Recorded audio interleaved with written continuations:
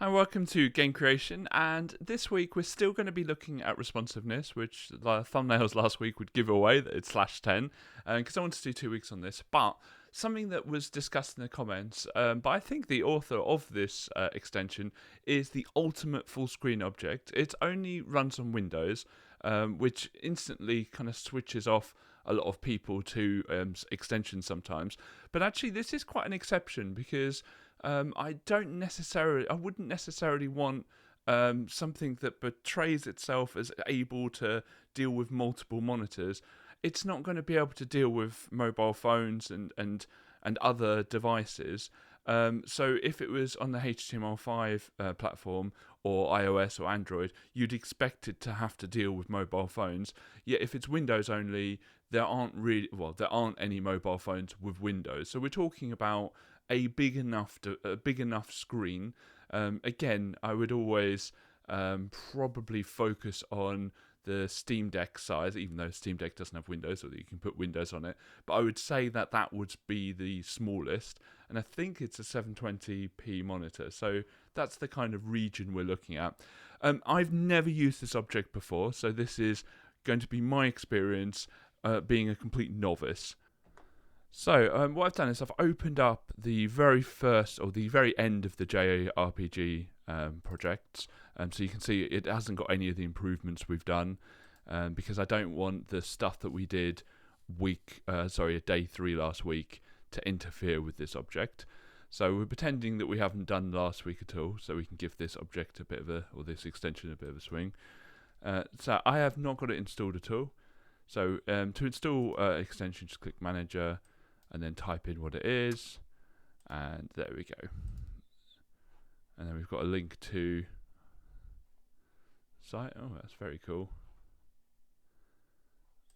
Oh, whoa! This is kind of weird. This is amazing. How cool is that? Okay, I'm a fan. So, notice that we can't install it at all from here, so we do have to go through this link, unfortunately. It would be nice if it was all built in. I'm going to do that and then carry on. Okay, it took me a while, but I figured out you click this settings, the spanner thing, and then click Ultimate Full Screen, and then you can click Download there, and it shows you how to install it there. Always be a bit wary about downloading things from the internet. Normally, because it's on the manager thing, I trust it a little bit more, perhaps. But just always be wary about downloading things, because you never know what's out there. So I've downloaded the Ultimate Full Screen, and let's just use that.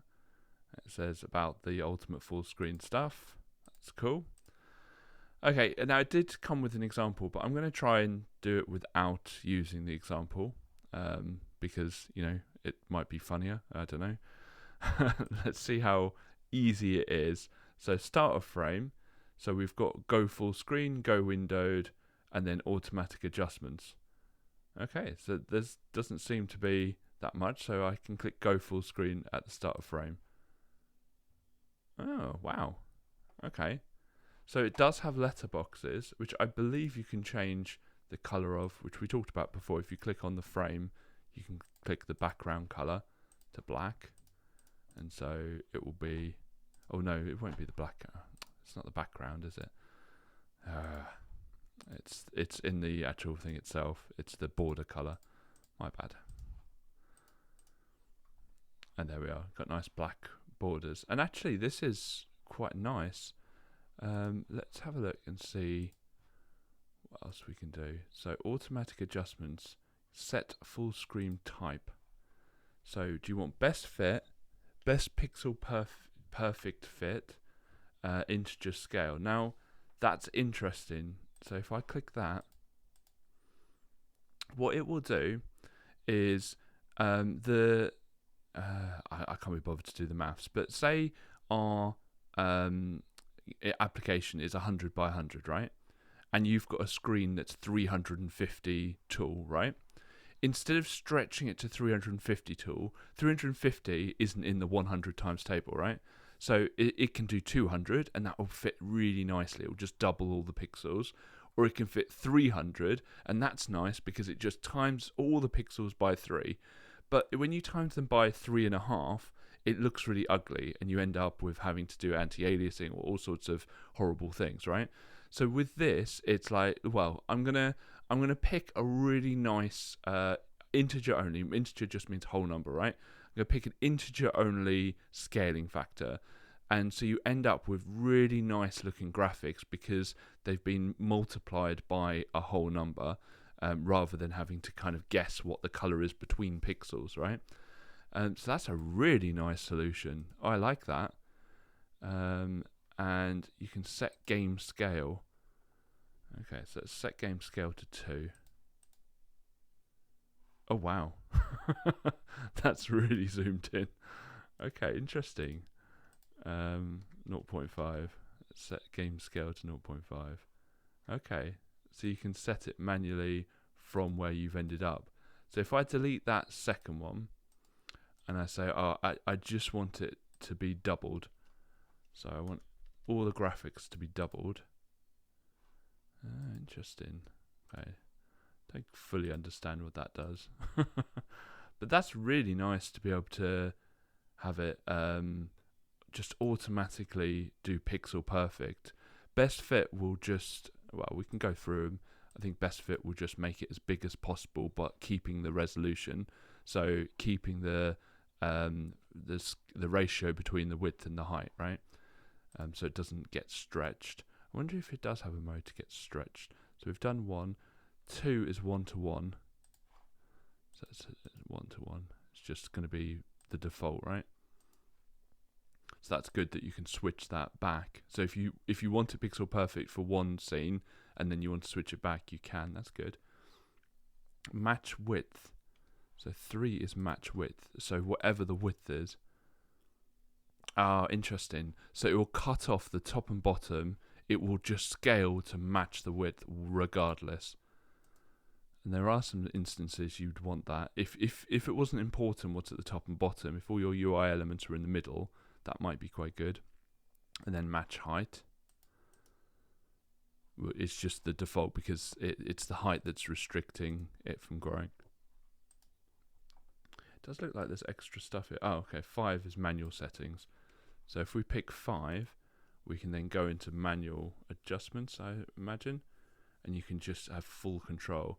Now, I'd imagine with an object like this, you want just, right, I just want it to be pixel perfect. I want it to look really great, and I just want it to go full screen. And yeah, and it's just there. It's just done. You don't need to worry about it. And actually, this is a really nice solution, because it's kind of like a nice halfway house. Now, what's happening here is it's stretching it for some reason. And it's probably stretching it because this was done on this frame, but I haven't got a mode for this frame. So it seems to be frame dependent, which is interesting as well. So I would need to include an ultimate full screen object here, and then just simply go, right, actually I want it to be the same best speed. And I could do it with the global event editor if you have access to that.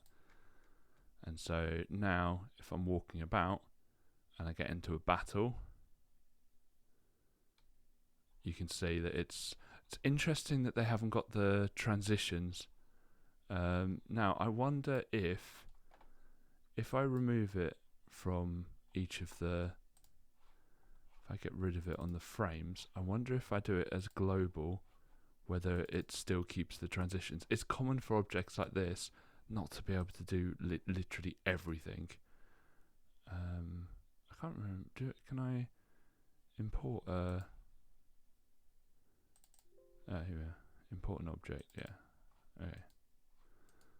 So I want at start of frame, and I want it to go full screen at type 1. and then hopefully it will do the transitions as well, but I don't know, maybe it won't. Yeah, it goes full screen for the transitions. So that like, if I was to use this Ultimate Full Screen, it would need to be in a project that doesn't have the transitions that we used earlier. And I think that's common for like an awful lot of these extensions. The person who's built it has normally built it for a project they're doing that didn't have transitions, so there was no point in coding that into the object. And so that's absolutely fair enough. So yeah, it's a really, really great object. I'm actually really, really impressed.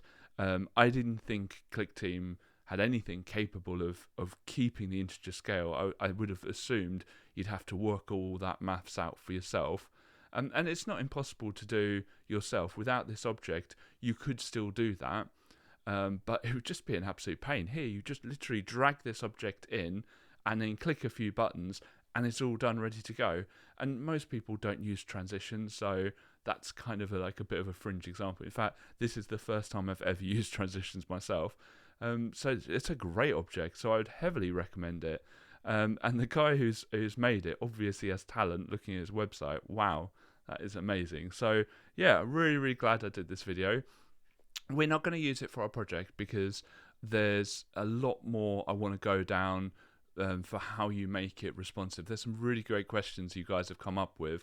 Like, surely it makes it gives the person with a bigger screen way too much of an advantage on, say, RTS games, and which is absolutely fair point. So maybe this week we'll look through how we solve those problems. And I want to look at menus and things like that. I'm a bit free and easy about what we cover.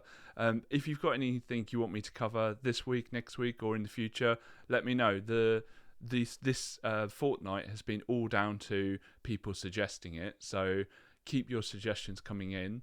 If we run out of ideas, we stop. So let's keep the ideas coming in to keep this going as long as we can.